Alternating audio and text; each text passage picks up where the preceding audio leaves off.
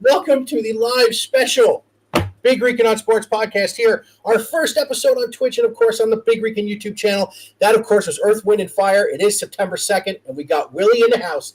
So Earth, Wind, and Fire had to be the way we started this evening. As you can see, it's a full boat here.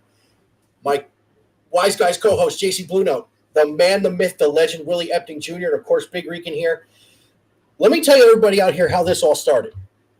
I cornered Jim into doing an Ohio State Notre Dame preview, which we would never do on the Wise Guy show because he refuses to do an Ohio State centric episode, which I respect. And then let's clarify. It's tolerate. It's not respect. How I am with that team that you're wearing tonight. There's a big difference. Okay. Good. Respect is one less letter to say. Anyway, and then our first topic of the night went down yesterday with the biggest trade in Cleveland Cavaliers history since sending Andrew Wiggins and everybody and a mama to Minnesota for Kevin Love in 2014. What's the funny last name? I can't remember it. Abaji? Lauri Markkanen. Lauri Markkanen. Abaji. Who was the third player? Colin Sexton. Oh, the young bull. That hurt me, by the way. Colin Sexton, 3 future protected first-round picks and 2 swap picks go to the Utah Jazz. Unprotected. They're unprotected? I thought they were protected. Yeah, unprotected. So 3 unprotected picks and 2 swap picks to the Utah Jazz and Donovan Mitchell, who, by the way, his daddy has worked in the Mets front office for 30 years. Kevin. And here he is, a Cleveland Cavalier.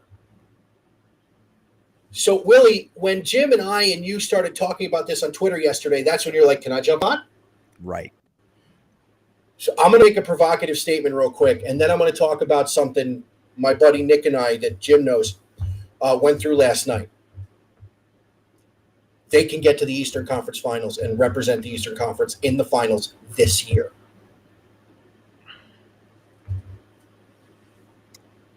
They're starting 5. They're starting 5. Darius Garland, Donovan Mitchell, Okoro, Mobley, and Jared Allen.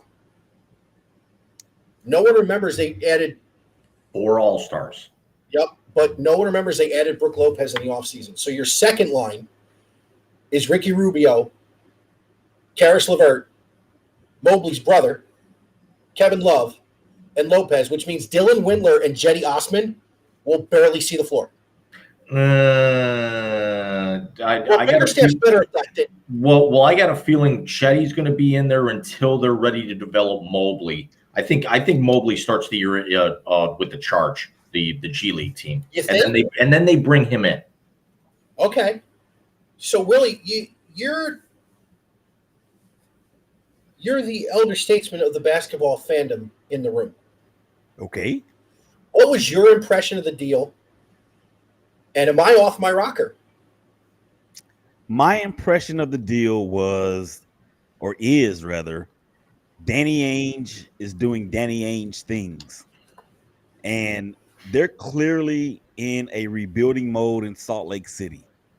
And I think that when Quinn Snyder left, that right there was the straw that broke the camel's back for Donovan Mitchell, because he actually loved Quinn Snyder. And Quinn Snyder's a darn good coach. Don't get me wrong. But him being Donovan Mitchell, signing that extension, hinged a lot on whether or not Quinn Snyder was going to be there long term or not.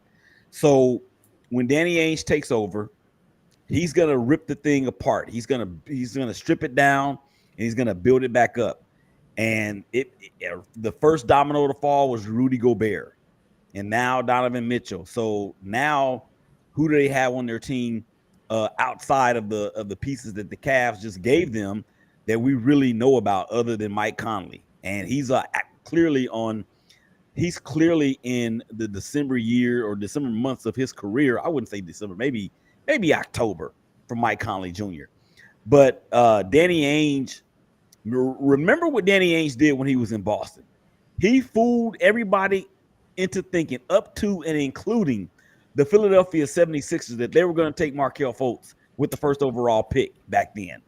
And they wound up trading out and ended up getting Jason Tatum was who they wanted in the beginning. And then on top of that, if you remember, he traded Paul Pierce and Kevin Garnett to the Brooklyn or the then, well, yeah, it was the then Brooklyn Nets for some other assets back. And to start that whole thing, he was the one instrumental in getting Kevin Garnett, Ray Allen, and Paul Pierce, with Paul Pierce in Boston. So this dude knows exactly what the heck he's doing. For the fans of hashtag take note, they're going to have to be patient. And unlike, I just talked about this on the Shake Back Sports Show, unlike the Celtics teams when Ainge was putting those things together, the Jazz have had a reasonable portion of success in the playoffs. But when he was doing it for the Celtics, they were terrible. I mean, they were horrible. So in a loaded West, I mean, I don't expect for the Jazz to really make much noise in terms of making a playoff push.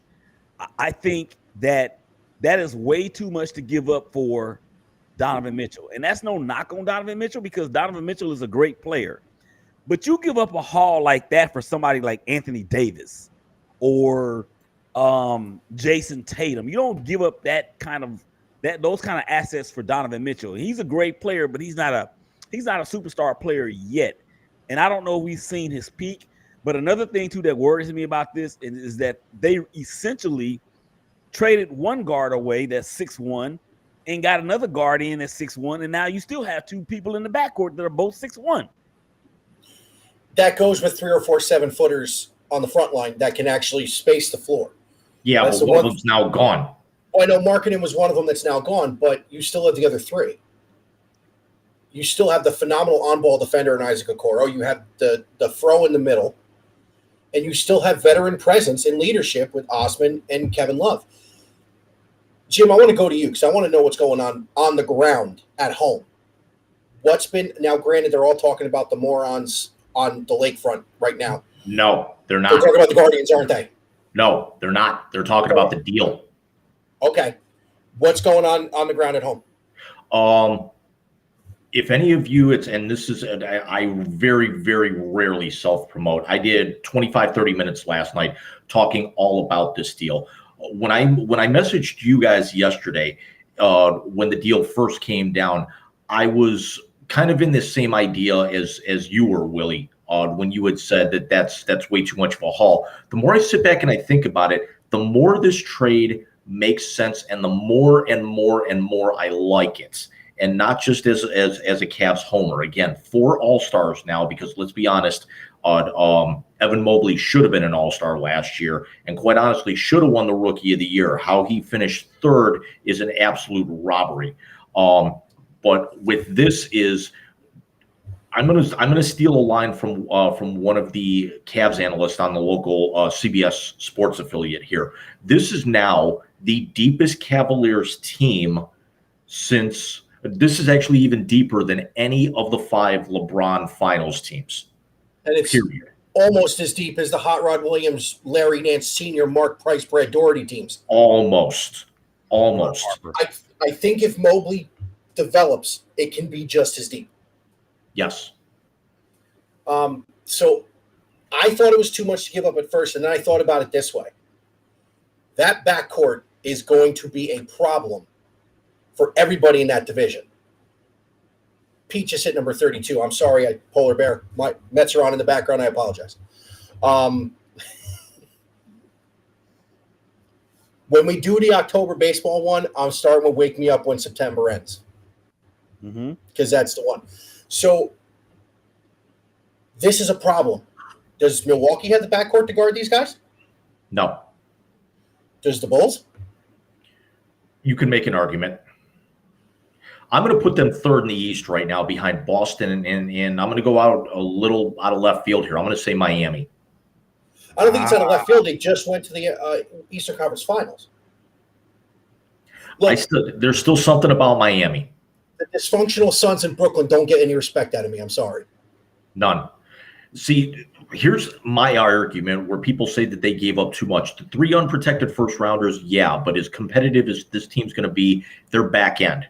When the Browns did it for Deshaun Watson, we figure that those were going to be middle of the round, and you can still get starters out of there because there's 53 on an NFL roster. There's only 12 on an NBA, and then maybe 20 if you actually add in under contract guys, down in the G League. With Sexton, we knew the second that Garland had that breakout year and Sexton got hurt in the 3rd game of the season last year, he was going to be the odd man out. Mike, you and I have talked about it, that there was a lot of talk that it could have been San Antonio. I'm actually surprised he got packaged with this. Abaji kind of hurts me a little bit, but they've got so much young talent. But the thing is Markkanen, once he came back from his injury, he looked like a fish out of water on the defensive end. He did, and I want to say this, Willie, because Jim and I said this last year before the draft. Abaji's the guy we wanted at, 13? Yeah. So that's who we wanted. We were very shocked we got him. On top of that, remember, this team was the 2 seed in the East before the injuries and COVID last season. So now let's take this another route. Willie, you're sizing up the Eastern Conference. You have a dynamic backcourt in Cleveland. You have Giannis in Milwaukee. You have Jimmy Butler and the Road Boys in Miami. You got the defending Eastern Conference champions in Boston, and then you got the knuckleheads in Brooklyn. Mm-hmm. And apparently the Knicks, who thought they were a cinch for this. Oh my God! Now, in all fairness, Donovan Mitchell loves to wear orange and blue. It's just not the Knicks orange and blue. They don't wear orange and blue now anymore. Well, the Knicks do, but I thought you meant orange and blue here. And no. I wish they would go back to those. That orange and blue. I quit. Listen, man, there are so many games over 500, and this is insanity. I love it. But with the Eastern Conference now, and I know I'm a homer, and as soon as I can do the second run, you're going to have the Big Rican Cavs T-shirt. But in all honesty, with the way they play defense under JB Bickerstaff and the way they can now score consistently with Donovan Mitchell and Darius Garland and Jarrett Allen can control the middle, am I really that far off? Here's my concern.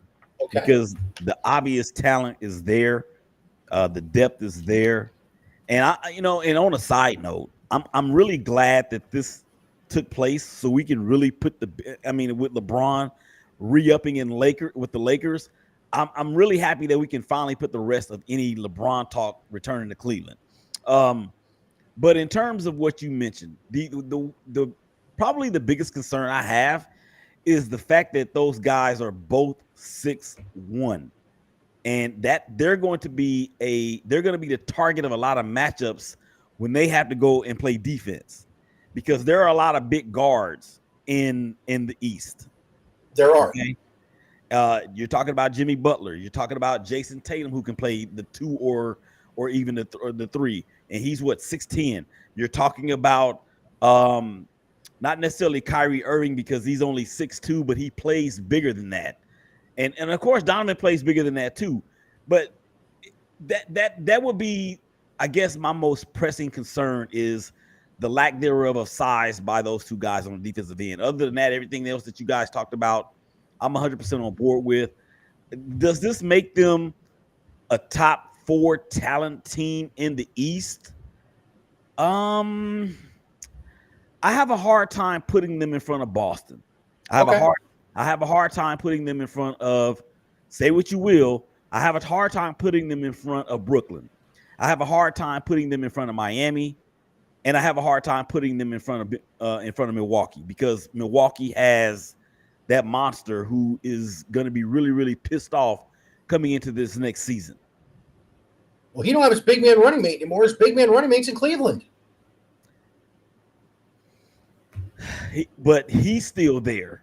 No, I agree. And Giannis is one of my favorite non-Cavaliers to watch. Honestly. I could live with 5th in the East. It's not the play-in.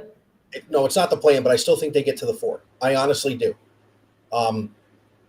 Look, I am learning this season that chemistry means a lot on a professional sports team. This team I watch every night of the week.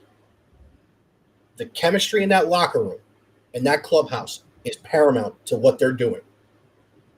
That crap in Brooklyn is going to come back to bite them. Guarantee you that. And the fact that Captain Flat Earther hasn't played a full season in 2.5 years. And he's always hurt when he tries to. Look, man. You got the biggest whiner in the NBA telling him to get rid of Steve Nash. Shut up.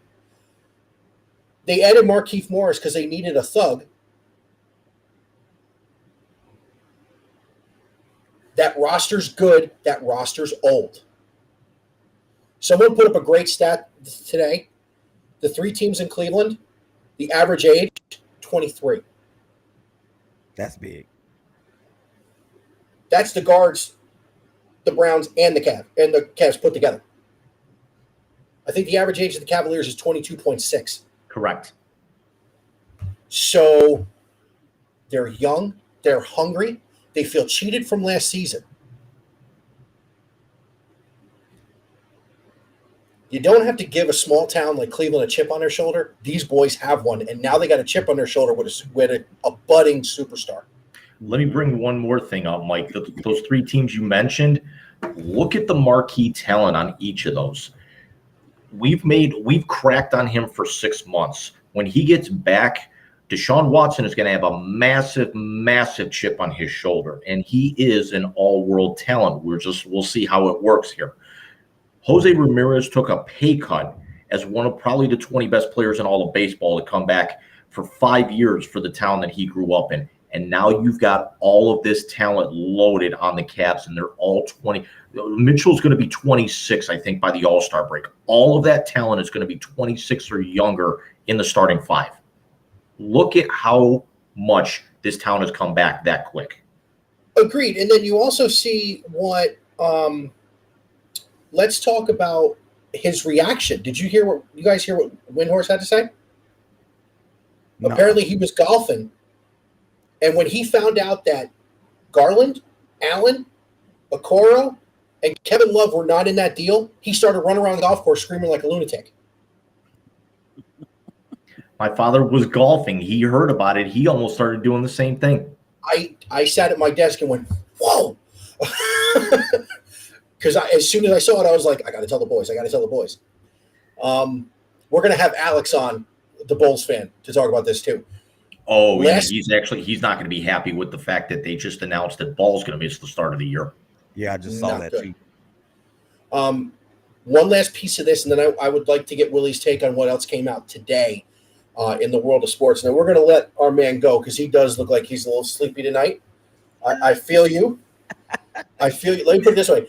I told my wife, I said, remember, doing a show tonight. She goes, oh, I know. She had Bobby out running around all day. He was out by 5 after 8. It's better than the Benadryl option. You know what? We only had to use that when he had COVID. Oh yeah. Well, but outside of that, he's a good sleeper. The other night he didn't want to go to bed, but he's a good sleeper nonetheless. Willie, now let's take it from the Western Conference now. Mm-hmm. Where the champs are in the Western Conference, you have the dysfunction that is your boys. I'm sorry. We know Utah's not really going to make a run now without Donovan or Rudy Gobert. Mm-hmm. Do you see a team that could make a quiet run in the Western Conference that's not one of the ones that get the headlines? Is this a San Antonio rebirth? Are we talking Houston's going to find a way to do something? Do you see a team outside of the ones we talked about that could actually put a dent in the playoff run out there? I kind of like the Timberwolves because, getting Rudy Gobert and not having to give up Ant Evans, they basically have a big three per se. Rudy Gobert is not the player that he was on defense, but he's still more than serviceable, and he can still grab a bunch of rebounds. Karl Anthony Towns is that dude, and Ant Edwards is a Dominique Wilkins in the making. So they can put some pieces around those three guys, some role players. I like where they're headed. Also, another squad too. guys is the New Orleans Pelicans, because you have CJ McCollum out there. You got Brandon Ingram. You got to think that Zion is going to try to shake this bust, or I'm the one. I know I've labeled him as a bust up to this point because he just hadn't shown anything. Brandon Ingram is improving every year. Jonas Valanciunas is one of the better big men in the country, or in the NBA that people hardly talk about. They've got a nice mix of people out there to include off the bench Larry Nance Jr. and Jackson Hayes. So watch out for the Pelicans. If they can just pull it all together and bring Zion back, and he plays more than 3.5 games per season, then you might want to look out for those guys in the Southwest Division. No, I agree with you. It's not a good sign when the former number 1 overall has more games per average in college than the pros. Yeah, and he only played 1 year. That's not good. I agree a trillion %. Willie, I completely agree. Real quick, I saw the Cavs and Minnesota downtown in a game last year, and Minnesota was running the Cavs. They were kicking them up and down the floor until the Cavs made a phenomenal run. Mike, you remember the game I'm talking about. I do remember the game. But Minnesota is for real. I grew up a Timberwolves fan, but I would love to see them make a run this year. There's one thing that no one's talking about that's going against the Timberwolves, and that is Alex Rodriguez is now part of the ownership group. Yeah, he may be trying to move them out of Minnesota. But, let me take that back, because I actually heard before they actually made the deal that they would promise or make a pact or whatever that they would not move that team from Minneapolis to Seattle. If anything, Adam Silver's going to want to expand to Seattle. They're talking about expanding to 32. I would think that they'd want an expansion team as opposed to somebody else's. No, sorry, Willie, go ahead. No, I was just going to say I agree with that, but those were some of the rumblings that I had heard, because the NBA, and Seattle deserves a team, man, for real. That fan base out there, and when the Sonics were in their heyday with Gary Payton and Sean Kemp and Detlef Shrimp and all those guys, that's a crazy sports town like Cleveland, like Dallas. I think Dallas fans are a little bit more they're more detached from reality than those other cities. But I love when you go after the Cowboys. Yeah, that's just some of the rumblings I had heard way back whenever A-Rod and that group was in the mix for becoming owners of that franchise. 30-second question here. I'm sorry, Mike. We know that Seattle, if they do expand to 32, Seattle's going to be one of them, especially with all that money that they put into rebuilding Key Arena, now Climate Pledge Arena. And if you guys have actually seen the inside of it for Kraken games, for pictures, it's incredible. Where would the 32nd be? Where would you pick? Would you think Vegas? Would you think San Jose? Would you think Nashville? Not San Jose. No. I'm just throwing ideas out there. Just spitballing. You were right the first time, and they put them in the same building as the Raiders. Vegas? Yeah. I don't know about putting them in the same building as the Raiders. You'd put them in T-Mobile with the Knights. Okay. Or just like that's not the same place where UNLV plays, is it? No, I think it's Thomas and Mack. Thomas and Mack Center. Okay. Yeah. Okay. Well, yeah. If that's the case, then, but I think Vegas and Seattle are the next two up, the next two items up for bids as far as NBA expansion goes. Do you guys remember when we were younger, and we're all pretty close in age?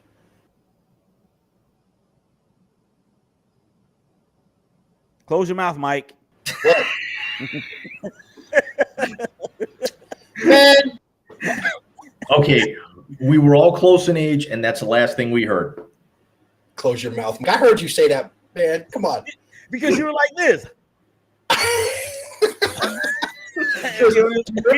I am going to screen cap that the second we're done. Okay. All right.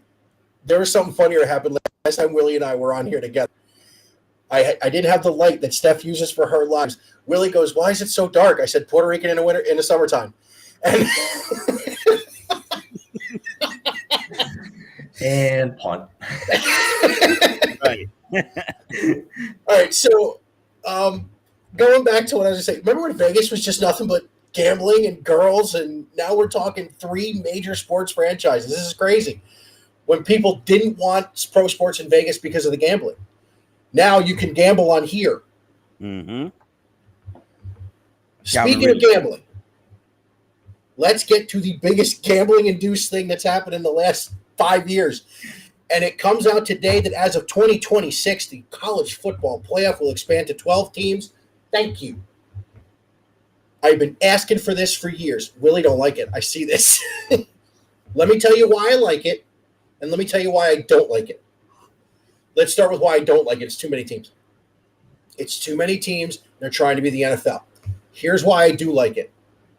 There can now be no more SEC bias because they're going to settle it on the field. I am so sick and tired of Alabama. It's not even funny. Ohio State's got a game this year against Arkansas State. My first words were, why? Play the good teams. I know money. I mean, but they're playing Notre Dame in the first game. So. Well, they got Notre Dame tomorrow night, but it's Arkansas State. Then they got an in-state game against Toledo, and then they start the Big Ten gauntlet with, by the way, 4 teams from the Western Division. Iowa, Nebraska, Northwestern, Iowa, Wisconsin, Northwestern, and they got one other one, I think, from the West. So they're going to play the guys who are going to play in the Big Ten Championship, God willing. But now it's 12, and Mr. James has decided to bring us visual aids, Willie. Yeah, let's take a trip down memory lane. As much as this is going to pain me,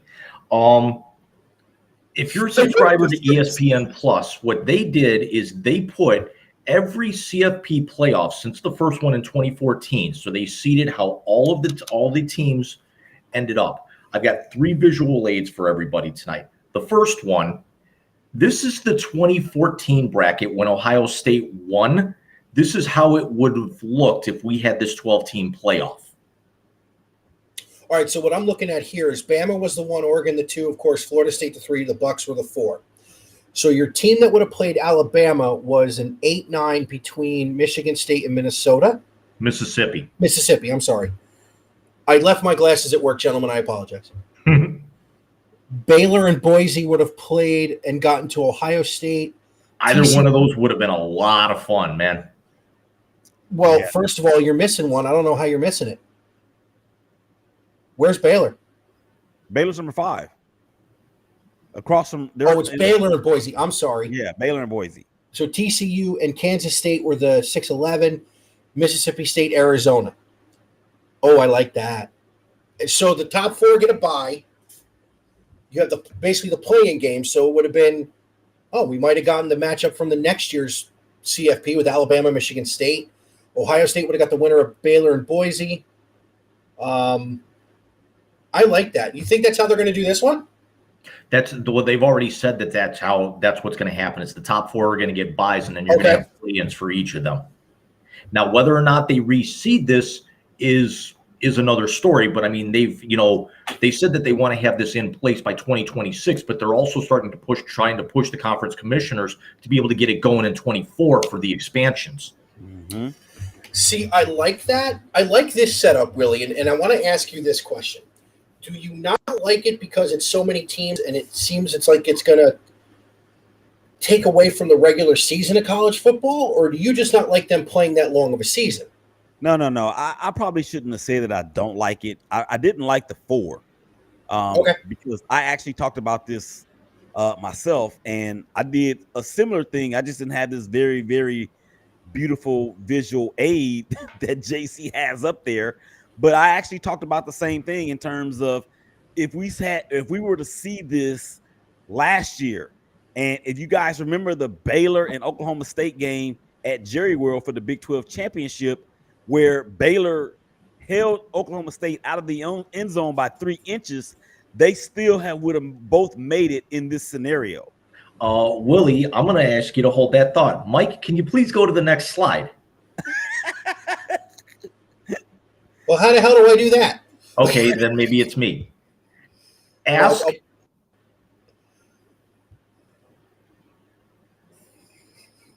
Throw it back up there if you can. Okay. Ask and you shall receive.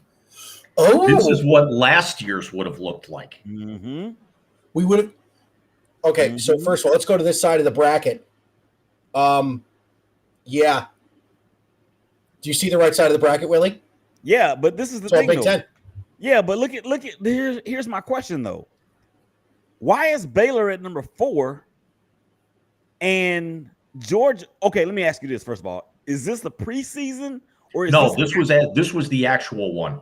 Okay, so why is Baylor at number Georgia 4? should be at the 1 or the 4. The Georgia should be. Then ESPN actually had this. They put this premature and they actually had this wrong. Okay. Yeah. So then this one's messed up. Right, so I don't know. Yeah, I just copied what they gave me. It would have been Alabama and Cincinnati, and then Michigan and Georgia. So Cincinnati was the 4, right? Yes. Okay.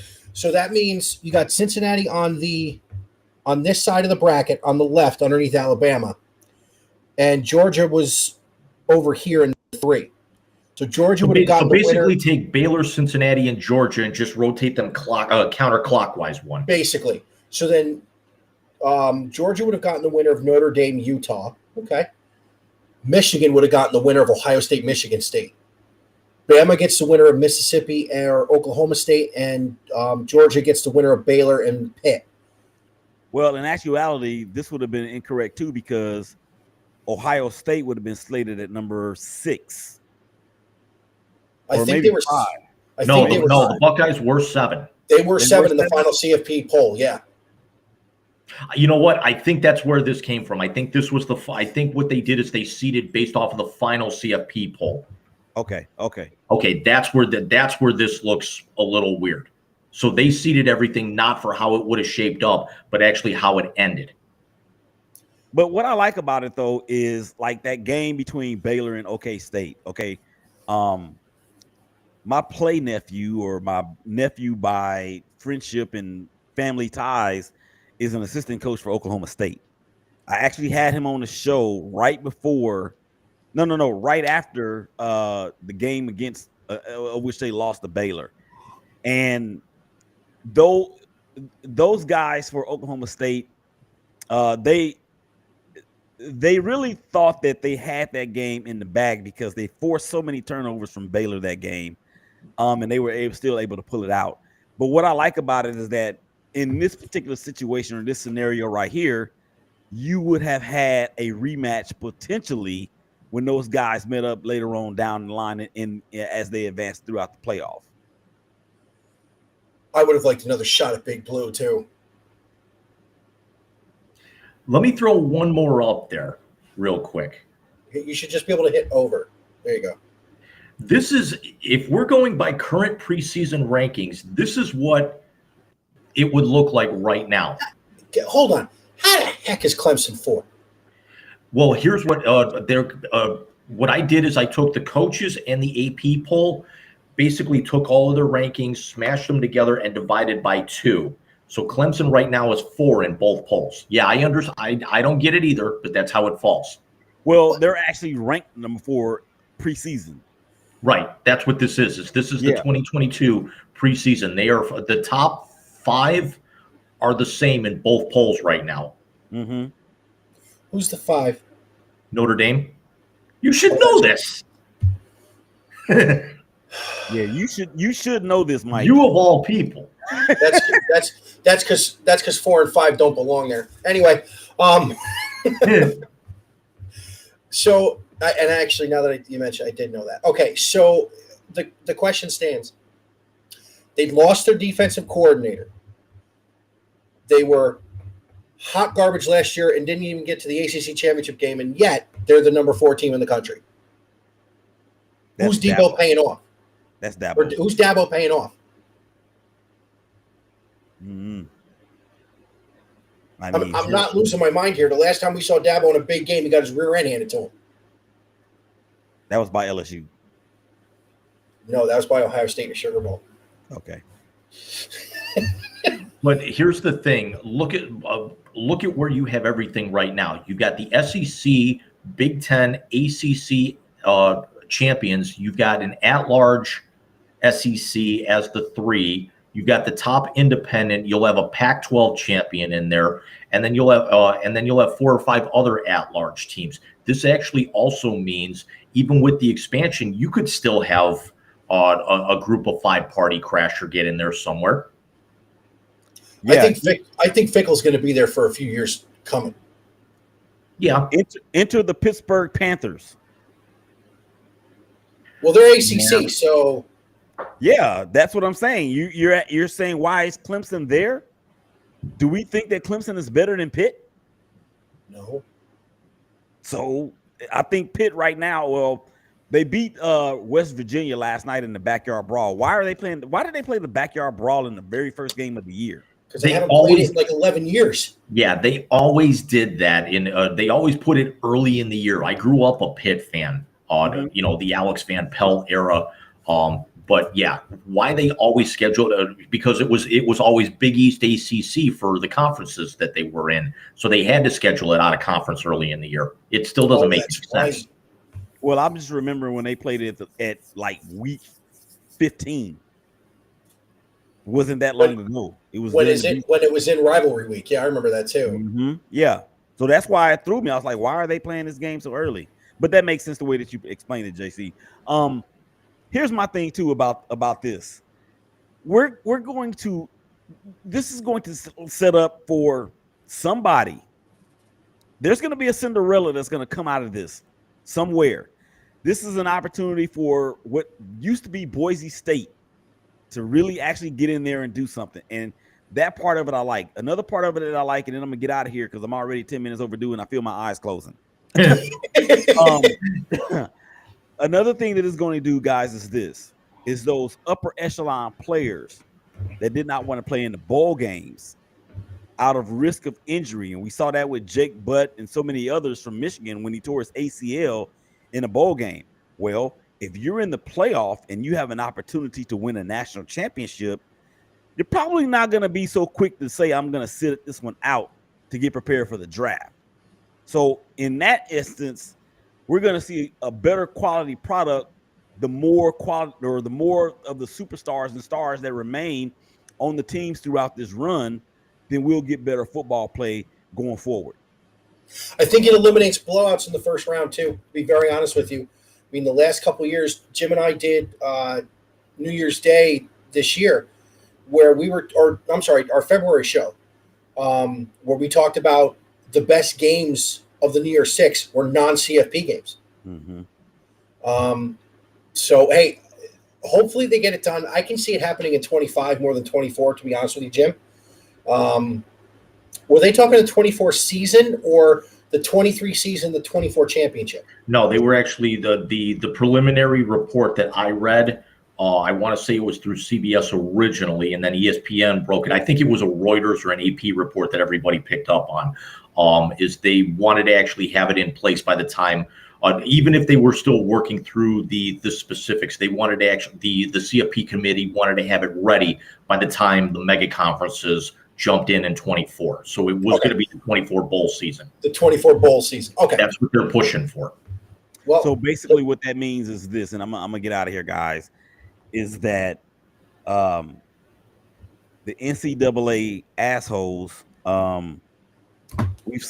we're watching them crumble right before our eyes. And I'm, for one, am glad to see it because they could have got out ahead of so many things, particularly this NIL thing. So that governing body, when these super conferences are formed, we already have 2, right? And we're going to end up with probably 4 when it's all said and done. So you have 16 teams in one conference, and that's going to be 64 squads right there. That's half of what the NCAA football division, what is it, the FBS? Yeah. That's half of that. Division 1. So now it's going to open up an avenue, and then you're going to have that's where I think the bowl games are going to still be important because those other 64 teams, I mean, and even some of the 64, even some of the teams in the 64 that's going to be in the 4 Power 5 it's going to be the 4 Power 4 conferences. If you ask me, even some of those teams are still going to be able to garner those bowl games where they can, go out with a bang and get money for being selected to those games. So strap your seatbelts on, fellas. It's about to get real. And we got 2 years to kick this around too. Mm-hmm. At least 2. Well, Willie, before you fade out and turn into a pumpkin, my friend, thank you so much for coming on. As always, you are an invited guest anytime you want. It's you and Alex are basically, like you said, your family. They're just like, yo, I'm down. Yeah. I appreciate that, man. And by the way, I'm going to sit down. I'm going to watch the Moms of the Shield one, or what's that called that you do? Yeah, the Real Moms of the Shield. The Real Moms of the Shield. Second episode was last night. We're doing that every 2 weeks. And Jennifer, who is actually the mom of Rashawn Gary for the Packers, she's going to be recruiting other moms as well to come on to the show. So we're really excited about that. Well, if you ever need a filler, give me a call. I got you, man. Y'all be good. We'll holler at y'all later. Willie. Have a good one, Willie. All right, bye-bye. Now his mouth's open. Okay. I'm telling. Yeah. I'll tell him. I don't care. Okay. So, James, let's get to the topic at hand. Damn it. No, let's be honest here. Yeah. About something else. And I want to go back into your Buckeye fandom.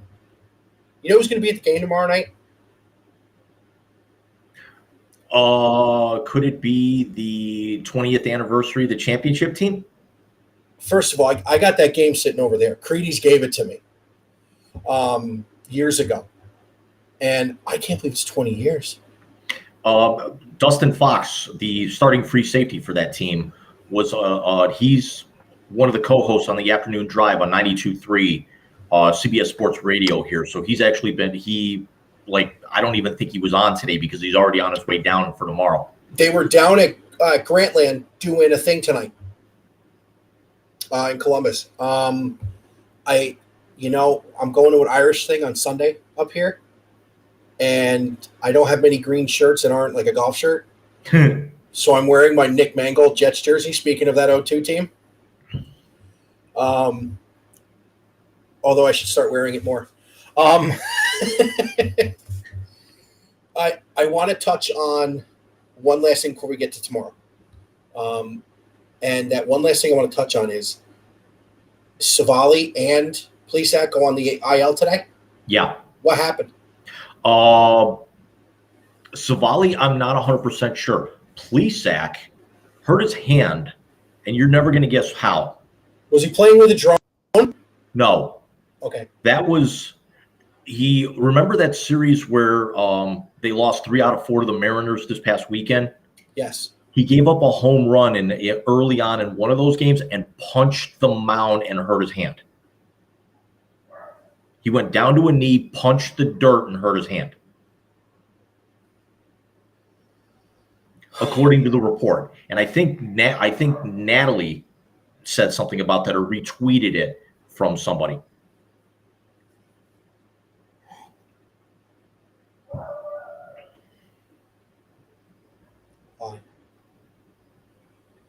If that's true, you can probably chalk that up as one of maybe the 10 dumbest injuries in baseball history. It's right there with playing with a drone. And what was the other one? Didn't somebody throw their back out sneezing or something stupid? Besides I remember somebody threw their back out carrying in groceries.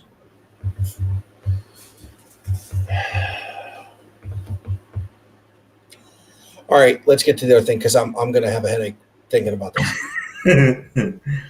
Because when she said that those two went on the IL, and she's like, no one panic, just deep breathe into a bag if you need to. And I'm like, what happened? And I see it, and I'm like, ay, that's not good. So let's get to tomorrow. Let's get to the most anticipated Ohio State opening. A lot of years. This is the highest ranked team they're going to play in week 1, and I don't know how long. Sorry, I just pulled the score up. They're already down 6-1 to Seattle in that game tonight. So, So remember I said the stupid Nationals tied it? Yeah. Yeah, the Mets put up a 4 spot in the next inning. Yep.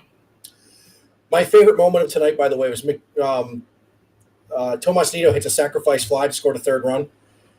Jeff McNeil stops between 2nd and 3rd because it was Vogelback at 3rd. These 4 dudes showed up in a Mets T-shirt that was for 4 people. Like they were all in it at once, and it said Vogelback on the back last night. Well, of course he had to stop because he actually needed, about a good half hour for Vogelback to be able to get back to the bag? Listen, I watched him go first to home on a double a few weeks ago, and it was a thing of beauty. I saw that clip that they had where who was it? Got to 3rd on had a Starling triple. Marte. Yeah. I saw that. John Boy did a clip of that. Well, I got one more for you, and then we'll jump into the game. So the Mets had Old Timers Day last week. Bartolo Colon was in there throwing BBs. He was winding up and throwing gas. Edgardo Alfonso looked at him like, what are you doing? I mean, he's only 846 years old. And he's still throwing 85 to 90. He thinks he's the Dominican Satchel Paige. What is it with you guys and having people throw, that old? You had Bartolo, you had Julio, who might still be playing somewhere at like 16 years old right now. Yeah, in the Mexican League.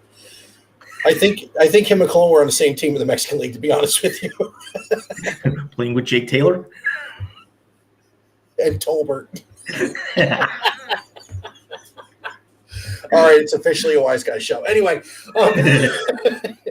so let's talk about Saturday. Let's talk about maybe what ESPN has called the most anticipated game of the entire college football season. And I hate them. I hate them. Although, I don't know if you saw my episodes from over the weekend.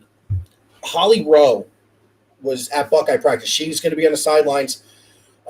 Here's a sad piece of information. This might be the last 2 or 3 games that Herb Street calls the Buckeyes.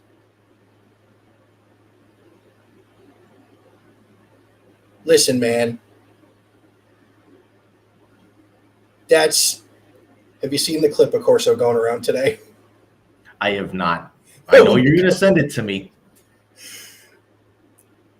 They have made it dirty, James. That's all I'm going to say. Does he drop an F-bomb like he did off camera that one time? That wasn't off camera. He said and grabbed the other thing. No, you know what he says when he grabs the mascot's head to put on? He says, give me that. They've made it dirty, James. I can't wait. It was great. If this was my channel, we'd be playing it. It would be a little box way down here somewhere. I was telling Steph said to me tonight, she goes, you got to tell, is this on your page or Jim's? Because you guys have different mouths when you do on your page. Jim's, tell Willie. All right, so now I gotta get back on track. Real quick, happy belated anniversary, dude. Thank you. This is actually the first time you and I have been on camera together since. And I appreciate that. 11 years already. Steph, I know you're in the other room. What were you thinking? You said I do. Real quick story. My grandparents, when they redid their vows at 50, they did it like in front of the church, like right after the mass and everything. So here's my brother, my father, and myself sitting in the front.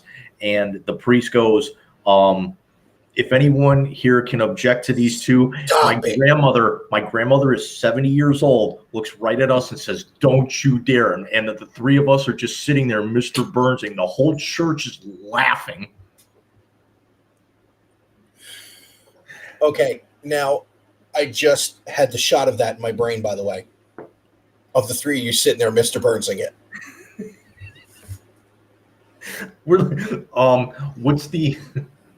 Do you ever watch the show The League? No, I haven't. People tell me I need to. Okay, let me just put it to you this way. There's a scene in the season finale of the first episode where they're in the house of somebody named Shiva, and somebody's getting ready to do a Shiva blast. And that's all I'll say. And I will send you the clip of that afterwards. That's amazing. All right, so let's get to Saturday. I know it's the third time I've said it, but let's and we're get to 50 Saturday. minutes in. And I should have made coffee. Anyway, let's talk about some bulletin board material that was given to Marcus Freeman, and that is Vegas has Ohio State as a 17.5-point favorite as of Monday. And I'm sure now that people have heard Marcus Freeman say it's a bulletin board thing, knowing how Ryan Day motivates his players, I wouldn't be surprised if it went up.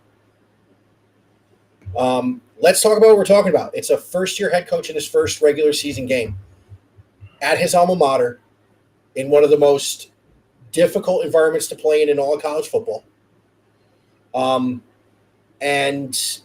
this is a team with something to prove. Day said it at Big Ten Media Days.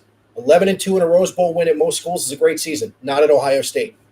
These guys have played angry and been angry since that November day in Ann Arbor.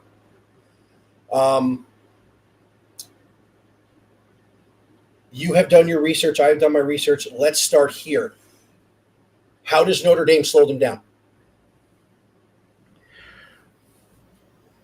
They've got to actually they've got to make Ohio State resort to the run. Notre Dame has one of the best front sevens in the country. I dare put them in the top 10. Their front four might be top 5 in the country. They've got Jason and Justin Ademiola, and then they've also got an end named Isaiah Foskey, and all three of these guys are going to play at the next level. Okay. Now, let me counter it this way, because I believe that – because we're going to do point counterpoint here. I think this is something you and I can do really well with the two teams. This is the top-rated PFF offensive line in the country with Ohio State. Now, their front seven is great, but if the line can hold up, do they have the defensive secondary to keep up with those deer running for Ohio State over the middle and down the sidelines? They've got the speed, but I think they're a little inexperienced because I think they lost one, if not two guys out of that rotation to the draft or graduation. I also think one of their starters is a transfer, as a graduate, either a graduate student or in the transfer protocol. So I could not, for the life of me, you realize you can't go on websites nowadays and actually find out how many starters schools are returning anymore? Yeah, that's weird.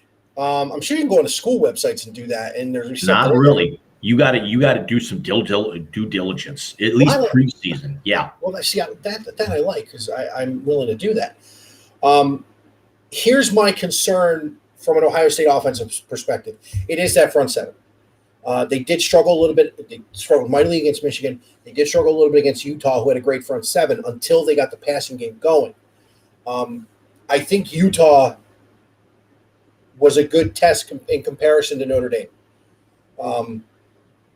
Here's why. I don't think Notre Dame's got two guys who are going to go in the top until an injury. We're going to go in the top 5 in the draft. Yeah, they got some first round guys, but we're talking like first round guys, but I'm linemen, defensive linemen. Yeah, they don't have Hutchinson and skill players. Yeah, Hutchinson and Ajabo were top 5 last year, so they don't have that. Here's where I think Notre Dame could struggle, and that is if Ohio State can run the football. Because the home run, like I said in my show on Sunday, the home run hitters are back. Mayan Williams and Travion Henderson are both back. Again, with something to prove because of what happened in Ann Arbor. They didn't run the football really well in that game. And they put it all on C.J. Stroud to try and win it. And unfortunately, with the weather and the defense, he couldn't do it.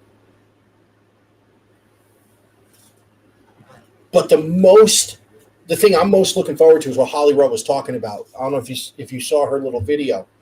And by the way, when I said who I don't like after Holly Rowe and talking about ESPN is who I don't like, not Holly Rowe. I think she's great. She is a phenomenal college football mind. She's the best. Because the other dude who was the best doing all the sob story stuff, he's with Fox now. So, but she said the defense was flying around and they were getting pressure on C.J. Stroud. Jim, if Jim Knowles has fixed this defense, this is going to be a tough out for Marcus Freeman. And Notre Dame doesn't have their number one wide receiver. He tore his ACL. He's done for the year. Right. They've got a brand new starting quarterback in Tyler Buckner, who's a sophomore. And they lost their leading rusher. The two guys that they have running now, their starter, Chris Tyree, and then his backup, Logan Diggs, only rushed for about 230 yards apiece, but did score 4 touchdowns each. Of those three guys that I just named, Tyree, Diggs, and Buckner, who had more rushing yards last year? Buckner ran for 336 yards and 3 touchdowns in a backup role. He got mostly garbage time last year. Yeah, and listen, this is a quality team. This is going to be a tough out for Ohio State. I just think that if they can do what they did to Utah because of what they have on the outside. So I don't think there's a slot corner in the country who can cover Jackson Smith and Jiggle. I don't. Mm-hmm. Right. Now Marvin Harrison is that 2 he was in that Rose Bowl where he was amazing. Julian Fleming and Emeka Ibuka are going to see the ball more. Cade Stover is back at tight end instead of having played linebacker. And if they can run the football with Henderson and the Heisman, the odds-on Heisman favorite under center, Jim, this is a tough out for any team. And I know you can't stand them. And you know I'm a homer when it comes to them, but let's get real for a minute. This offense could rival that one from Alabama a couple years ago. In sheer volume. Yeah, it's the other defensive player that I'm forgetting about is linebacker J.D. Bertrand, who had 65 tackles, 65 solo tackles for the Irish last year. He was in the top 24 in the nation. Between him, at least one of the Adamiola boys and Foskey, they're all going to be either first or second day picks in the NFL if they end up coming out. But Notre Dame runs a 4-3 defense, and they run a spread offense. If they can spread Ohio State out defensively, Ohio State does have some guys that can go one-on-one in the secondary, but that's just where this is such a wild card, because it's 17.5 of a spread with Notre Dame's spread offense and as many guys as they're plugging back in. Yeah, they're 5th in the nation. Yeah, they were 11-2 last year, and their only losses were to their bowl game where they blew a 28-7 lead against OK State, and a team that got into the playoff that should have had no business being near the playoff when the season began in the first place, in the Bearcats. This is something where this could be, they're calling it 17.5. We could be looking at 10. We could be looking at 3. We could be looking at 40, because that's just it. Marcus Freeman's only got one head coaching game in his entire life, and it was the bowl game 8 months ago, where they blew a 28-7 lead. Right. Here's another thing that people aren't talking about, but I picked up on because of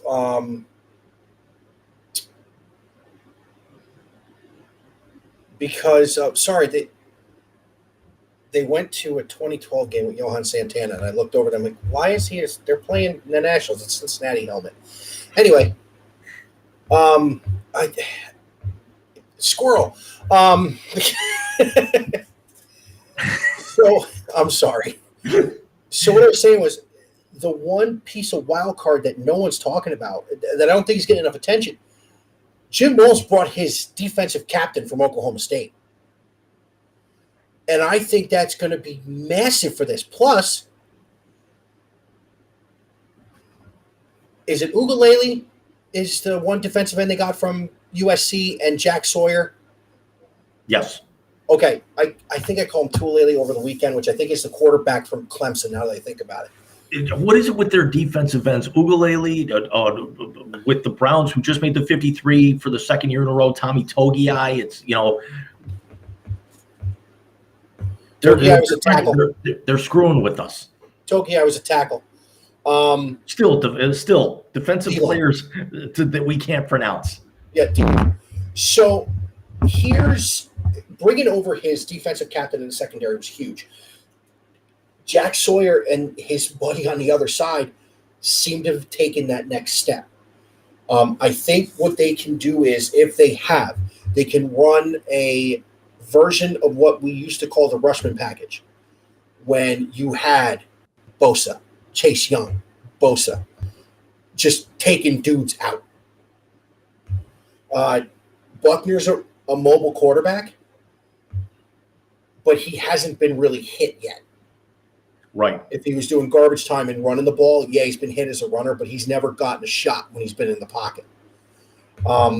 With losing their top wide receiver and Ohio State having a secondary that can run with you, I think they're going to turn Notre Dame into a one-dimensional team. And I think it's the only way you can beat them. They're a great football team, and Marcus Freeman is a great coach, and their linebackers coach is a dog. And they're a road warrior. I think they're going to be in the playoff. Well, not this year. I mean, if we had 12, I think they're in the playoff this year. I think they're in the playoff this year if they run the table and they keep this game close. That's the key. They've got to keep this within 2 scores to actually have something legitimate, because Cincinnati beat them by 2 scores last year. And Notre Dame was the 6th last year. Yeah. They're a great team. He inherited a great team from Chip Kelly, Kelly. Brian Kelly, yeah. Brian Kelly. Chip Kelly's the one. He's at UCLA. Yeah. Who's a Big Ten coach now. Next year. Or is it 24? 24. Okay. So while I'm thinking about it, did you see the Annie Agar video I retweeted? I did. I watched it. Did you see the Lou Holtz impression on the Pat McAfee show about the letters he wrote to Kelly? I did not. That's actually on my short list for tonight. I went to dinner with my dad. I got home way too close, and then I told you I had some technical issues and then an issue with my guitar that I had to get my brother on the phone real quick. Well, first of all, the guy who does the Mel Kiper impersonation during the draft also does Lou Holtz. Apparently, Lou Holtz. Not Caliendo, is it? Because I know he did both. It's not Caliendo. It's his buddy. His buddy Evan. Okay. He's the one that. Remember, I sent you the one when the Packers drafted Jordan Love. He was the guy doing Kiper. Okay. He also does Lou Holtz. In the words of AJ Hawk, we're going to get sued. In the words of you and me, we're going to get sued. Yeah, we are. But in all seriousness, it was so funny. I guess he wrote Kelly about 8 letters, and he never responded to one of them. The guy goes off as Lou Holtz. Tyrone Whittingham answered all my letters. Stop.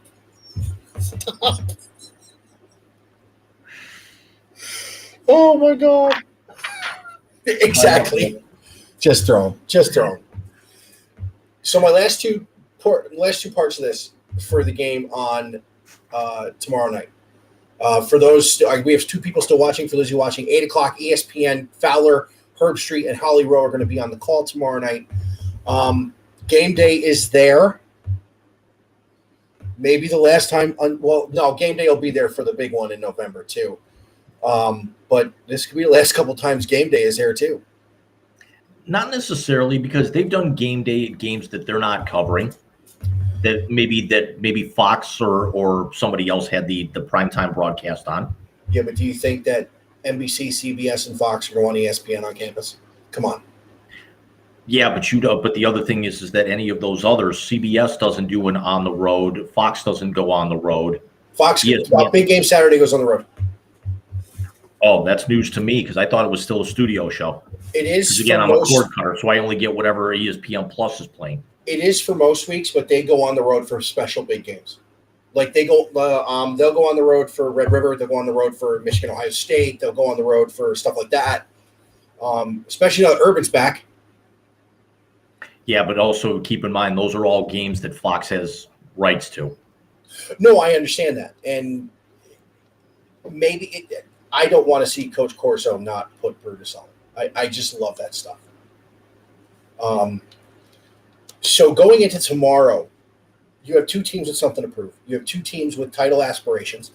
You have two teams possibly on the precipice of being in the same conference. Let's get into prediction time, James. What do you got?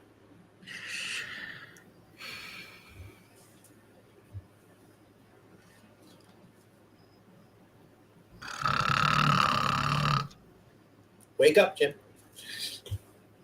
Oh, sorry. That was my prediction that this is not going to be 17. This is going to be, I got a feeling this could get out of hand. Really?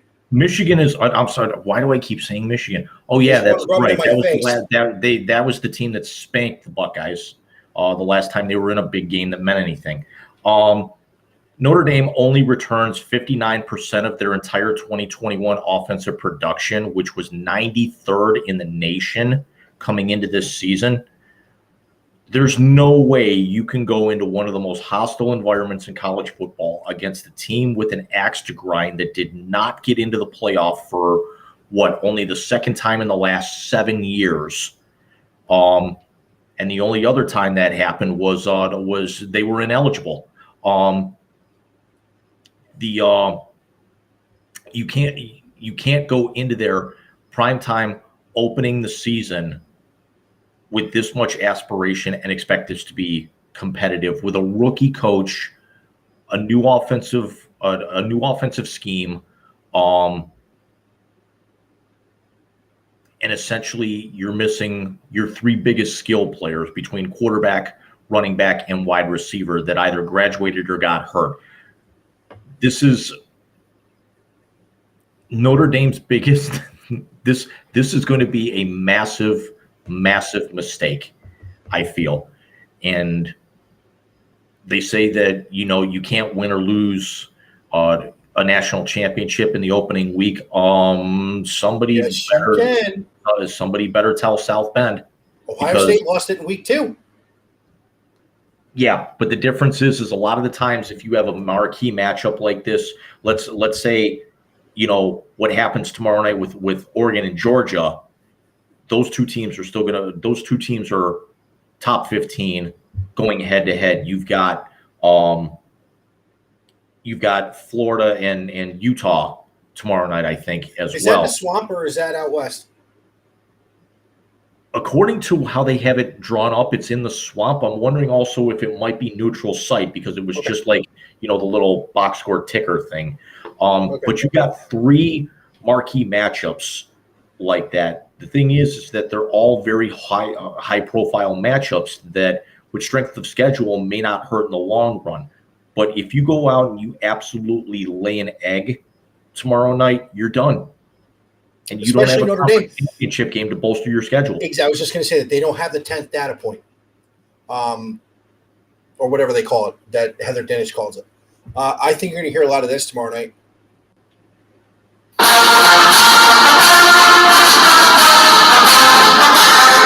Hate the football team all you want. Can't hate on the band.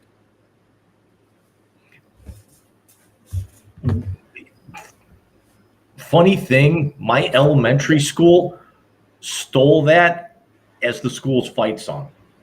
Are you serious? Wait, where'd you go to? Center Elementary in Mayfield. Nice. Mayfield. Right on the corner of Som and Wilson Mills. Is that where the plane landed? That was the middle school about 3 blocks from here. My niece goes to that middle school. My sister got a text message, and she freaked out, and they didn't tell him for like 25 minminutes. My mother freaked out because she's in the apartment complex a block and a half away, and the plane was right over the top of her building. I know where she is. I think Creedys used to live in that one too. Actually, probably not because my mom's in a complex that like mostly young couples and seniors are in. It's not exclusively for seniors, but it's like it's kind of garnered towards that because of how secluded it is. All right, so going up Som from Wilson Mills, you make a right or a left to get to your mother? It's on the left-hand side of the street, but it's up towards by like Target and Eastgate. Okay, I know where you're at. Yeah, I think you're going to hear across the field a bunch tomorrow night. I don't think they cover. I think they win by, as soon as it sounds, I think they missed by a half point. I think they win by 17. I don't see how they don't. How they don't cover? Right. You know, I was talking to this about this with some people, and my whole thing is Ohio State normally in the first game of the year, when they play a tough opponent, they somehow get in their own way to not win by 3 touchdowns. So that's the only thing I'm thinking here. Plus, again, Notre Dame's got a very good defense. So I think I'm giving a little bit more respect than you thought I would to this team that's coming into our house in the 100th year of the Horseshoe. So, yeah, I mean, I think Notre Dame's going to keep it closer than what people think. I'm going to call 34-17. I don't think they're going to score a lot. I think Holly Rowe and what she's talking about with this defense, if she's right on, if they can get pressure on the quarterback and stop the big plays, which is what killed them last year, which is why Jim Knowles is now the defensive coordinator, with that offense as high-powered as it is, forget it. They're going to boat race 9/10 of the Big Ten, and Arkansas State's going to get mollywopped. Toledo's going to get slapped around, and then they're going to run the Big Ten. I said on Sunday, they're going to run the table. If they beat Notre Dame, they're going to run the table. Because I don't think Harbaugh is as good as people think he is. Let's see, because they have a lot of people coming back, even though they're going with the 2 quarterback system right now. Yeah, sure, they did lose some talent, but factor. Yeah, Ohio State up. Michigan's going to load up because they now know that they can compete with the big boys, and they actually might want to step up to the plate and swing and see if they can punch Ohio State in the mouth just like Harbaugh did last year. This now actually put that loss last year. I know you don't want to hear it, and I know it's one of our most played clips in the history of our show, and a lot of those were me. But it also actually was some of our best feedback since you and I started going to YouTube together.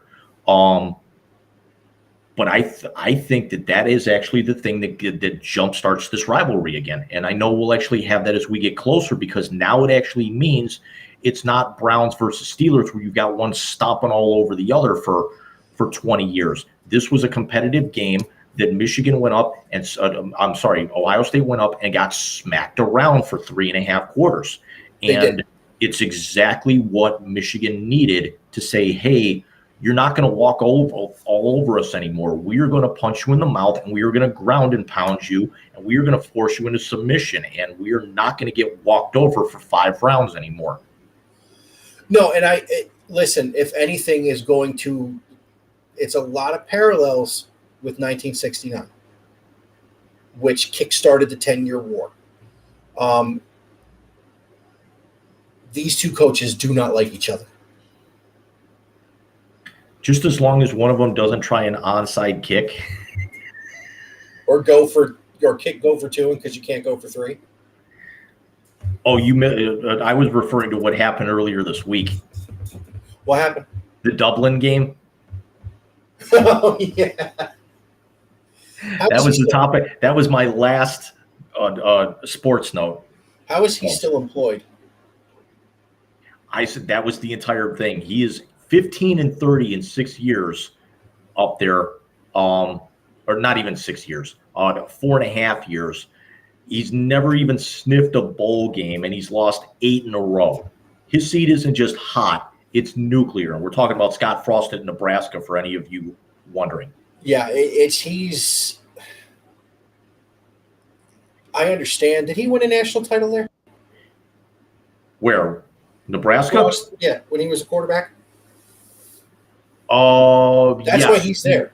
He was a part of that was where they won 3 titles in 4 years under Tom. He was with Tommy Frazier and Crouch. Right. Okay. Yeah, I don't know how he still has a job. Big up to Patty Fitz for going to Dublin and smacking him around, though. Right. Although the funny thing is Nebraska was picked 5th in the Big Ten coaches poll in the preseason in that division. Who was picked 7th and dead last? Northwestern. Listen, not only have you lost 8 in a row, you've lost to the worst team ranked by the Big Ten coaches. First of all, the Big Ten coaches don't pay as much attention as the national coaches poll is. Because anybody who knows Patty Fitz, he has a good year, down year, good year. By the way, last year was a down year. He's due for his good year again. I would not be shocked because, like I said, I think my boys are going to run the table. I would not be shocked to see Northwestern invade Indy in December to play Ohio State for the third time in the last 5 years in the Big Ten championship game. Wisconsin, Northwestern. I would love to see Iowa. I'd love to see Purdue. I'd love to see somebody else come out of that division because it's starting to get repetitive. It was Iowa last year, wasn't it? Yeah, it was Iowa and Michigan. And Iowa always plays the years Ohio State's not in it. It broke the mold. Yeah, it broke the mold of Ohio State, neither in Wisconsin or Northwestern for 5 straight years, and Wisconsin, neither one of them were there yet last year. Wisconsin looks good. Wisconsin looks like they got their Haas farm boys in the front, stud running back behind a good line, and Jim Leonard's defense is always good. Patty Fitz always has his boys ready to play. Iowa's Iowa. Kinnick is a tough place to play. This is actually we all think that, you said, and I have a tendency to agree with you, that the Buckeyes have the tendency and have every card pointing their way that they could run the table. But here's the thing.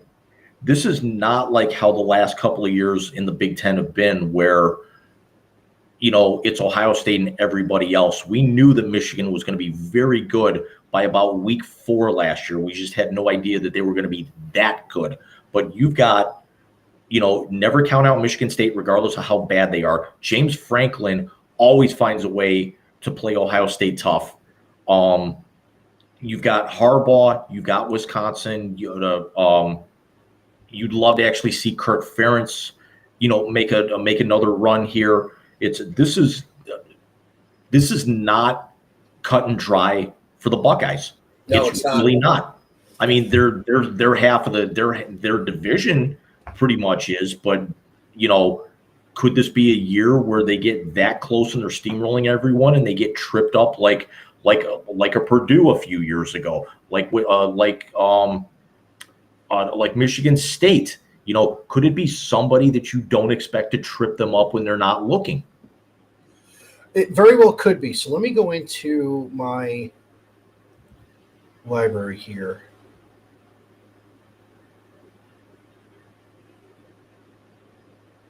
Because I have the schedule. I don't know where I put it.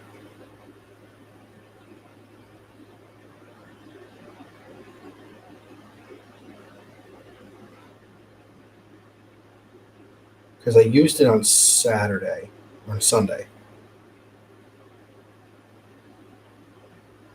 Oh, wow. There it is. Got it. So it's Notre Dame. It's Arkansas State. It's Toledo. Wisconsin, Rutgers, Michigan State, Iowa, Penn State, Northwestern, Indiana, Maryland, Khaki Pants, Big Ten Championship. Couple of questions. Where's the Wisconsin game? Where's Iowa? And where's Penn State? Penn State is Happy Valley. It's at Happy Valley. Is Wisconsin at the Shoe or in Madison? I believe it's at Camp Randall. So yeah. And what about Iowa? Are we talking Shoe or are we talking Finnick? All right, hold on. So home for Notre Dame, home for Arkansas State, home for Toledo, home for Wisconsin. Okay, that changes things. Wisconsin's at the Shoe. Home for Rutgers. They don't go on the road till week 5. At Michigan State, home for Iowa. In Happy Valley, at Northwestern. Most likely either on campus or at Wrigley Field. Home for Indiana, at Maryland, home for Harbaugh. which means could they have set that schedule up any easier for them? Because the only challenge you have going on the road is Happy Valley. All your other big games are here. Mm-hmm. Last year, the argument was that they didn't play anyone who meant a damn. Now this year, you play all the teams that have that mean a damn, and you get bailed out by having them all here. Yeah, I don't. That's a joke. I'm sorry. It is a joke. I'm not saying it's not. I'm agreeing with you. I would much rather it be at Iowa because it's a tough place to play. Camp Randall, they've really had their way with. I mean, let's be honest. When's the last time they lost to Camp Randall? Yeah, and also it's I find it a little suspect that they put it that early in the year. I don't, because it's cross division. Yeah, but when they played Wisconsin in 2019, it was early. Yeah, but with Ohio State and Wisconsin, you want mid-October, early November, not snow on the ground, but 35, 40 degrees. I'm with you. Maybe a couple of flurries, definitely not covered in snow. They're keeping definitely a chill in the air. But they're keeping it in division toward the end of the year is what they're doing, which I have no problem with because that's the way the Big Ten wants to set it up.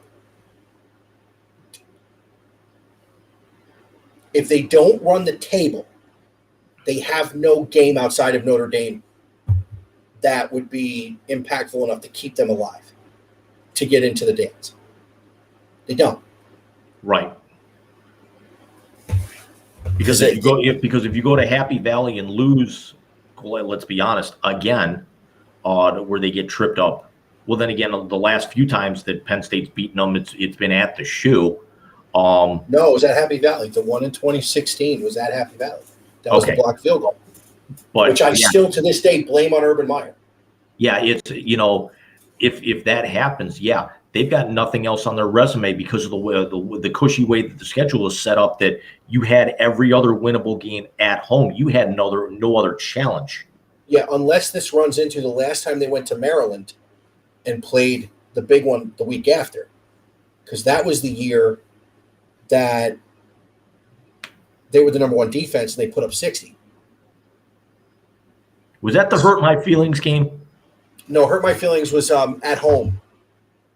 Okay. In 2017, because Denzel Ward is the one that hit him. Right. My brother put that clip up, and I'm sorry. It's as much as I hate Ohio State, I love that clip. That's because it's Gus. Right. Because here's the thing. We went to Browns Ravens the year that it was Baker and Denzel's rookie year. 18. And we saw Denzel block a Justin Tucker field goal at right before the half. And you've got a whole lot of people in there going into the half chanting, "Hurt my feelings." Nice. You got barbecue back there? You didn't invite me? Invite me? He got thrown out for that? They called that targeting. Yeah, I remember that, but it was the right call because it was helmet to helmet. I know he didn't lead with it, but it was helmet to helmet. At least it was early. That's the same thing with the was it Nick or Joey who got tossed in the playoff? It wasn't the playoff. It was the Fiesta Bowl against Notre Dame. Right, but still very early. They didn't lead with the crown, but it was still helmet to helmet. No, it was, and you could tell he didn't want to play. Yeah. No, Nick got hurt in the TCU game when Ryan Day was filling in for Urban. Look, I like them Saturday. I don't see a tough game till they get Wisconsin, depending on how Wisconsin's defense plays against them and what they can do in the secondary. It's an even year, so Rutgers is in the shoe, so I won't be able to, just jump in my car and go an hour and 40 minutes. Yeah. I told you about Creedy and I went to Rutgers in 2017. Yeah, you did. We ended up on the front page of the Columbus Post-Dispatch, too. And people that I talked to are like, "How come you look so sad?" I'm like, "Listen, I was in Jersey. I ain't no.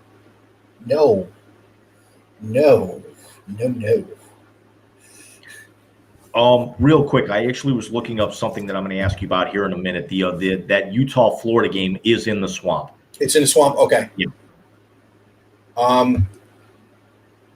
Who's their head coach now? Florida? Yeah.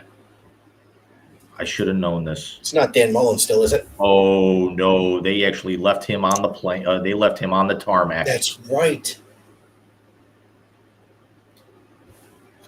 Oh, where is this?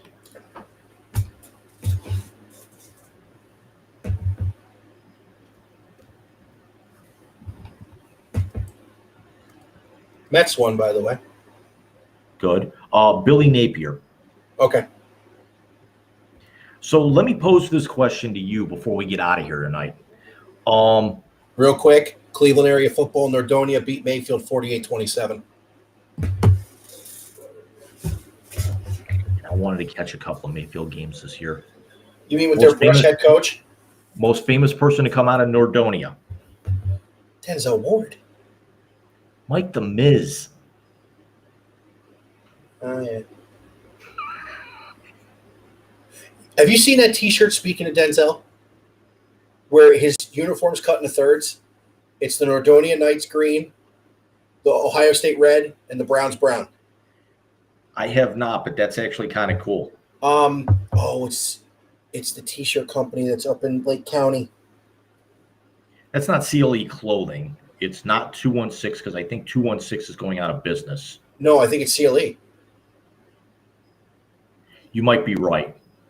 CLE Clothing is like they've got so many shops around. You can't even tell anymore. So what if tomorrow night turns into an absolute laugher?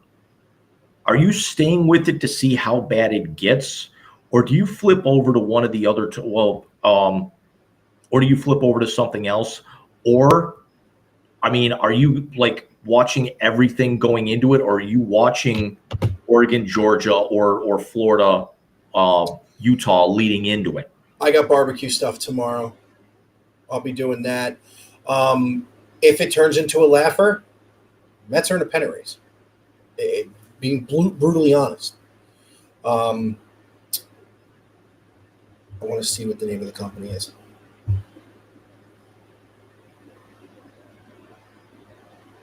There it is. It's a Columbus to Cleveland shirt. Oh, it's not Nordonia. It's just Ohio State and it's just Ohio State, the Browns. But I thought I saw one that was both. That was all of them. Anyway, the guy walking down the hall is actually talking about the trade and the Cavs trade, and he's actually talking about. I can actually hear him talking about Milwaukee and the Lakers. Nice. No, I think if it's a blowout, I will probably throw Paul Keels in one of the earbuds, and I'll turn the Mets on. Scherzer's going tomorrow. I can't get over how many good games there are tomorrow. This is the one thing college football did right this year.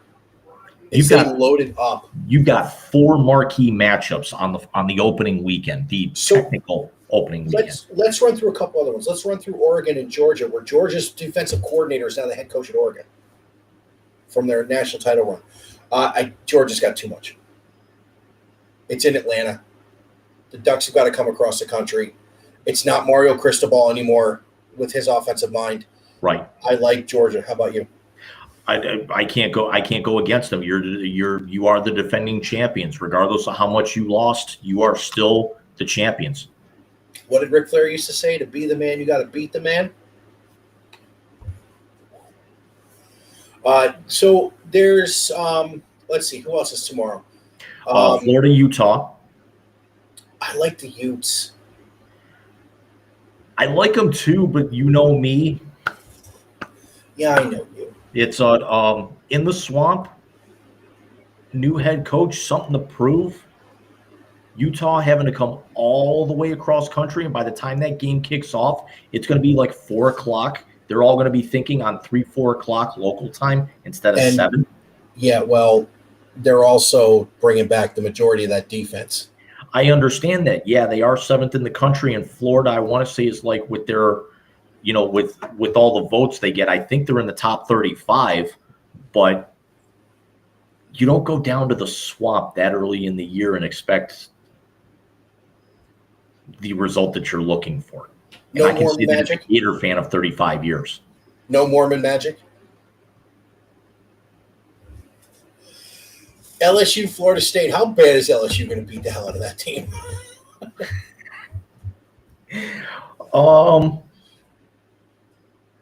Yeah.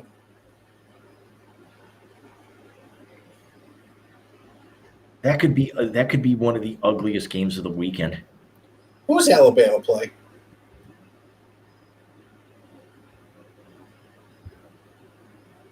You don't want to know. Texas? No. UT Chattanooga? Utah State. They are a 41.5-point favorite. Does Vegas know Jordan Love's not there anymore? Couple more here. Good one on Monday night. Problem is it's in prime time, and a lot of us are going to be cutting it off early. Clemson and Georgia Tech. Who cares? I think Georgia Tech I think Georgia Tech's going to be improved. I think they are too. I think they still run the triple option. Listen, if what is it? DJ Tuolele is their quarterback? Yes. Okay.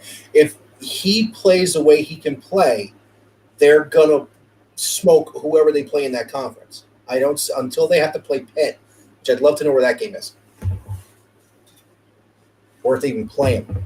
I know they get Notre Dame this year, so they're not gonna. Someone had Clemson beating Notre Dame. I was like, what are you watching? Dabo's lost the mojo. Yeah, but let's also see what happens to Notre Dame tomorrow night and actually see if it hurts their morale under a rookie head coach going forward. GV Art and Design is the company. Okay. So yeah, it's they have a Denzel Ward collection. One more. Tomorrow afternoon, 3:30 ESPN. Number 23 Cincinnati, number 19 Arkansas at Razorback Stadium. Cincinnati. I'd like Cincinnati as well, but no Desmond Ridder, no Sauce Gardner. You went for you. I mean, this isn't like last year. You don't finish fourth and drop. You don't finish third in the final poll and drop all the way to 23rd without cause. I don't put any stock in preseason polls, first of all, and let me tell you why. Alabama has been to a playoff when they didn't win the conference, and they said, "Oh, well, their schedule, their game against teams where they were ranked at the time of schedule. Their highest ranked one was against a Florida State team coming off of no Jameis Winston, lost their quarterback in the first quarter. Right. Who had to play a special game to make it up to get bowl eligible. I don't put any stock in preseason polls. It's fun for the media. But in tomorrow's case, it's still Ohio State, Notre Dame, whether it's a 2 and a 5 next to them or a 15 and a 12. It's still Ohio State, Notre Dame. It's still Utah going to the swamp. It's still all those things. But who cares what their preseason rank is? Do it on the field.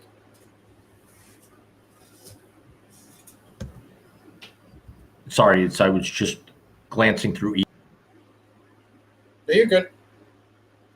Now your mouth is open. So Jim is frozen or I am frozen, one of the two. Let's see.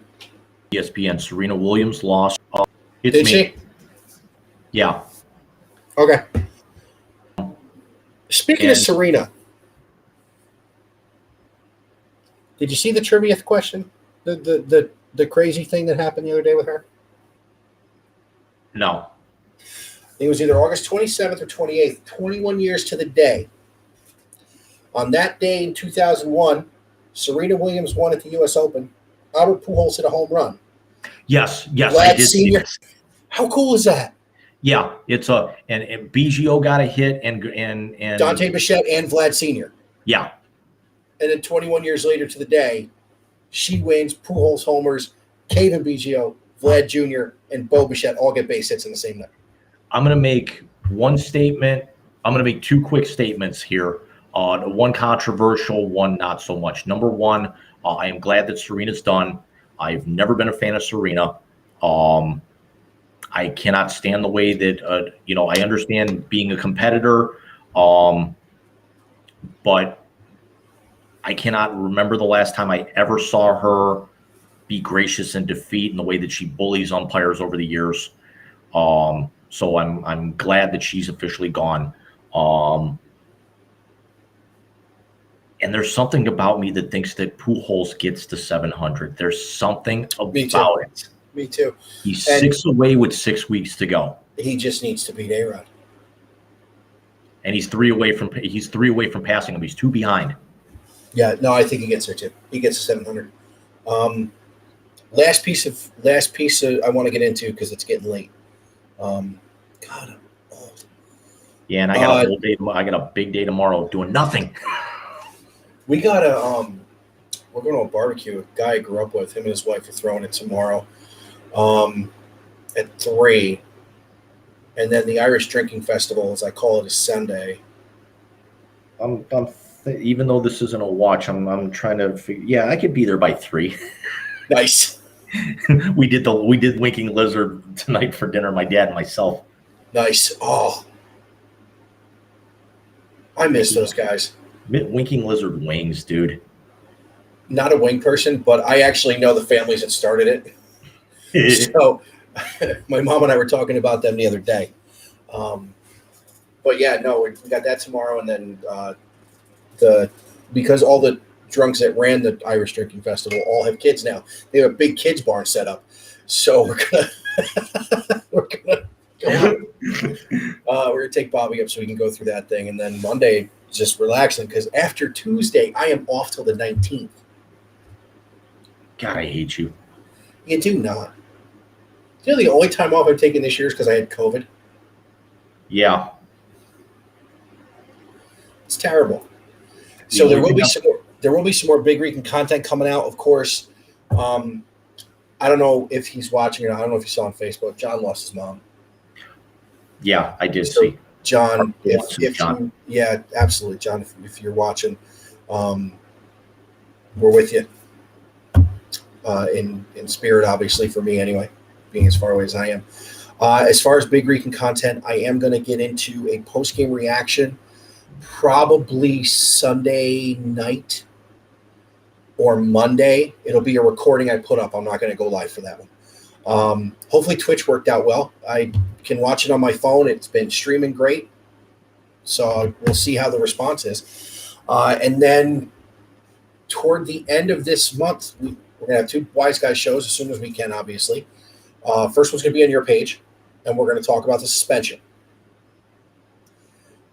Because we can talk about the suspension the way we want to talk about the suspension on your page. Because as of 48 hours ago, he is locked out for the next 6 weeks. Good. Should be longer. I'm going to reach out to Nat with the playoff push. I doubt we're going to get her until after the season. Right. But then the season ends the first weekend of October. That weekend, that Sunday night, it would be October.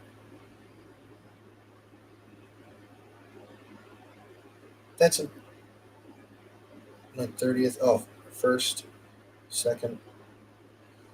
It's going to be October 2nd. Big Rican Baseball Show previewing the 2022 greatest month of the year, October. The baseball playoffs.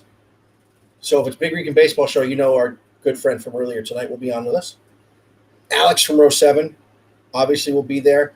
I might get a special guest for this one too.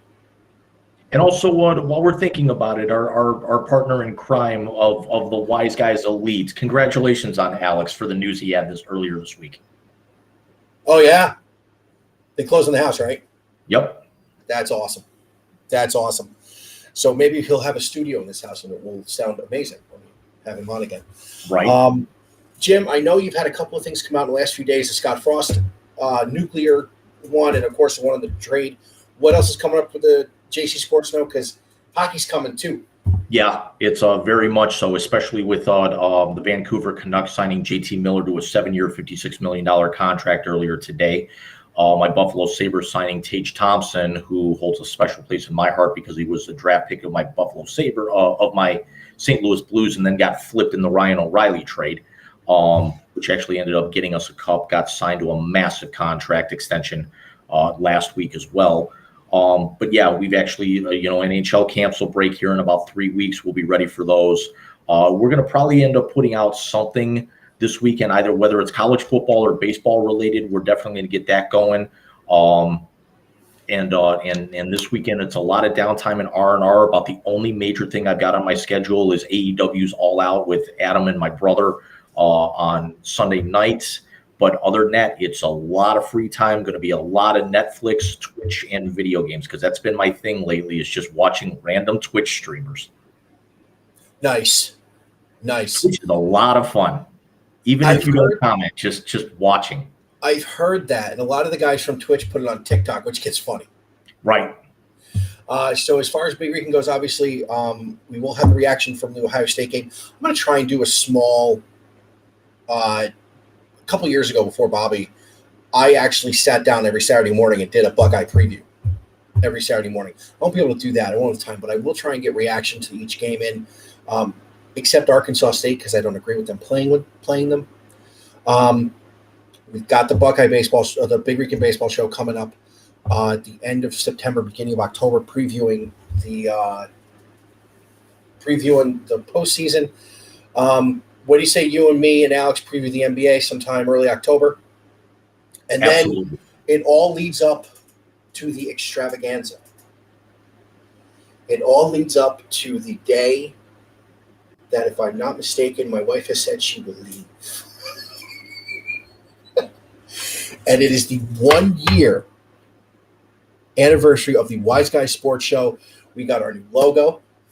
We've got our content, and we are going to have hilarity and possible legal issues from this episode. Hopefully a smorgasbord of guests. I am already going to start. I'm going to start working on people now to come on. I know Alex said he's in. And I got a feeling. You remember the Married with Children episode where they actually had to pick a new beer and they tried like 45 different kinds? Yes. You will sip, you will swish, and you will spit. Except we will not be swishing or spitting. See, now here's the thing about that. We know that the Wise Guy show goes off the rails rather quickly. There's going to be a clock in the corner to gauge how fast it goes off. There's not going to be rails for this one, James. Why handcuff ourselves? We got to talk something. You can't. I mean, then again, could we actually make it a 2-hour party, or 3-hour party, or 4-hour party? We're at 1 hour and 45 minutes now. Yeah, but we've been on topic for most of it. That is just going to be an absolute. Oh, here's a topic for you. They should be about 2 and 4 by then. Maybe. Wait, 0 and 6?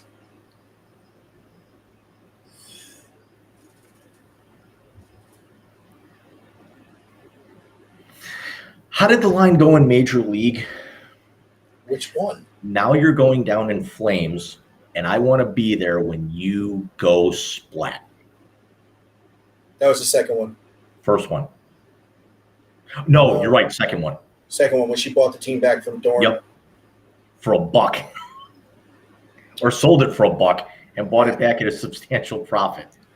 What was the what's the line he uses? Oh, Skip, they're on the same team. Stop making excuses. It's either a leg thing or a psychological thing or a heart attack. Who used heart attack? Me. Boom. Well, as always, my friend, this was fun. And thanks for coming on mine today. I appreciate it. Thank you for previewing something I know you'll be rooting against.